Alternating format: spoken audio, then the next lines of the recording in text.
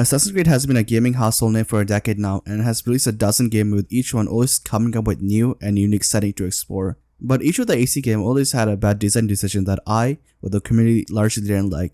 So let's go over them today. So what is the worst aspect of each Assassin's Creed game? Assassin's Creed 1 was the first game in the entry and was thus lacking in many features that was introduced in the later games. And despite lacking many features, it was however my personal favorite game in the series.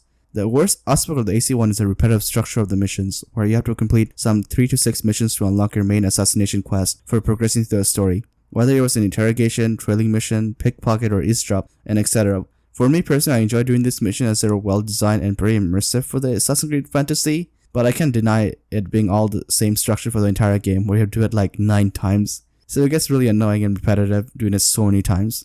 Now, Assassin's Creed 2 was a near perfect experience and for many the best game in this series with little to no flaw. But for me, I didn't like the combat much when I played it back then, and especially now after playing Assassin's Creed 1. As they stripped down the mechanics to just basic attacks and counter kills with some dodges mixed in, they removed the light and heavy attack combos, and only to kill stronger gods was dodging or counter kills. The combat just doesn't feel very satisfying to play and it just drags on for too long as the game doesn't have a lot of options to engage with, and you just have to wait for counter kills. They should have just expanded on Assassin's Creed 1's combat system where it was balanced between offensive and defensive play. Brotherhood was one of the near perfect experiences where there is really nothing to critique about other than the lackluster music. The music in 2 and Revelation was absolutely fantastic pieces to listen to while free roaming or just in general. Brotherhood's music selection was just boring and uninspiring.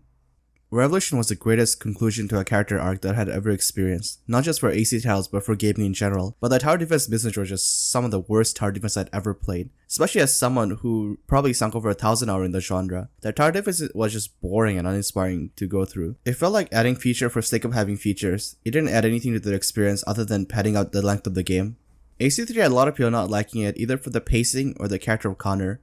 But I don't fall into that camp, where I find Connor to be a great character and the story to be very engaging. The most annoying aspect of the game was the notoriety mechanic.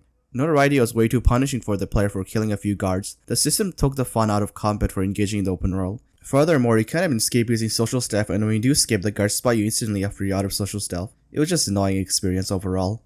Black Flag, alongside Revelation, is known for having the best script in the series, and both are written by W. McDevitt, someone who understands the AC lore more than anyone else. As much as I love the story and world building and characters, I can't deny that like 20% of the missions just trailing missions. Heck, even beginning to the end, you were still doing trailing missions. You were even doing trailing mission of the ship, if you can believe it.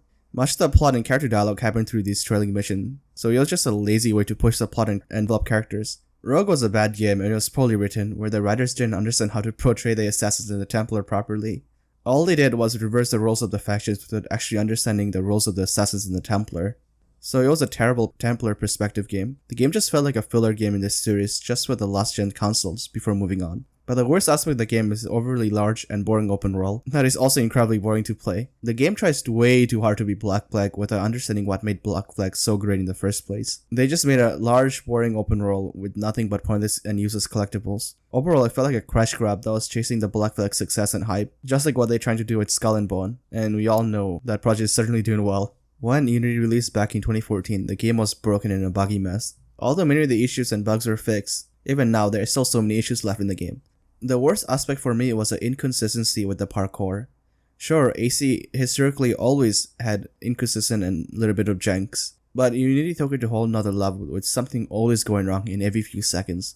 The game simply refused to do what I want to do, and it auto-climbs or auto-pass for you when I didn't want to do any of that. The game constantly forgets its own mechanic like wall ejects or grab ledges. If you want to know more about Assassin's Creed parkour or Unity's parkour, just go watch White Light's breakdown on everything wrong with Unity in these two fantastic videos.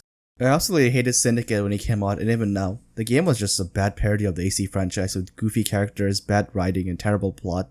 But the worst aspect of the game was the open world, which was not designed for parkour, and they give you a grappling hook to actively not engage with parkour. That should just tell you how bad the open world was. If the developer gave you a tool to actively avoid engaging with parkour in an Assassin's Creed game where the parkour and open world was one of the main.